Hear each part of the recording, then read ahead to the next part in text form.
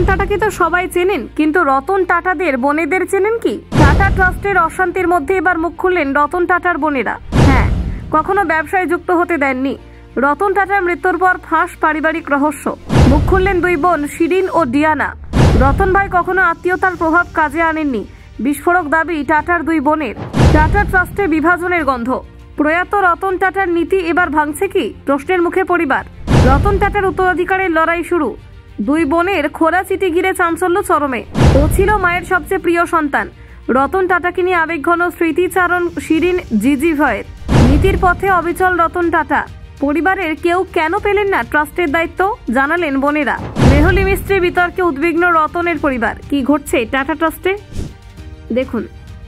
শিল্পপতি রতন টাটা ছিলেন এক অনন্য ব্যক্তিত্ব, যিনি শুধু ভারতের শিল্পক্ষেত্রে নয়, মানবতার প্রতীক হিসেবে মানুষের হৃদয়ে জায়গা করে নিয়েছিলেন। তার প্রয়াণের পর থেকে দেশ জুড়ে শোকের ছায়া নেমে আসে, কিন্তু সময়ের সঙ্গে সঙ্গে তার রেখে যাওয়া উত্তরাধিকার টাটা ট্রাস্টের ভবিষ্যৎ এবং পারিবারিক সম্পর্কের নানান দিক নিয়ে আলোচনা এবং বিতর্ক শুরু হয়েছে।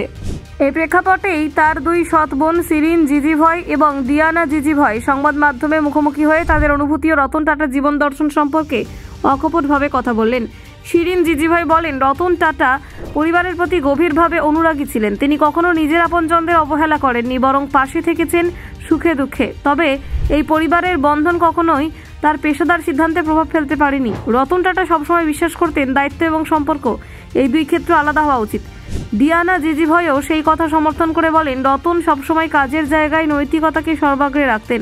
তিনি কখনো পারিবারিক সদস্যদের ব্যবসায়িক সিদ্ধান্তে জড়িতে চাননি। তার কাছে সততা পেশাদারিত্বই ছিল আসল সম্পদ। এই কারণেই তিনি টাটা ট্রাস্টের এবং অন্যান্য কোনো সংস্থার পরিচালনায় পরিবারের কাউকে স্থান দেননি। রতন টাটার জীবনের এই দিকটাই তাকে অন্যদের থেকে আলাদা করে তুলেছে। একদিকে তিনি ছিলেন স্নেহময় ভাই, অন্যদিকে কঠোর পেশাদার।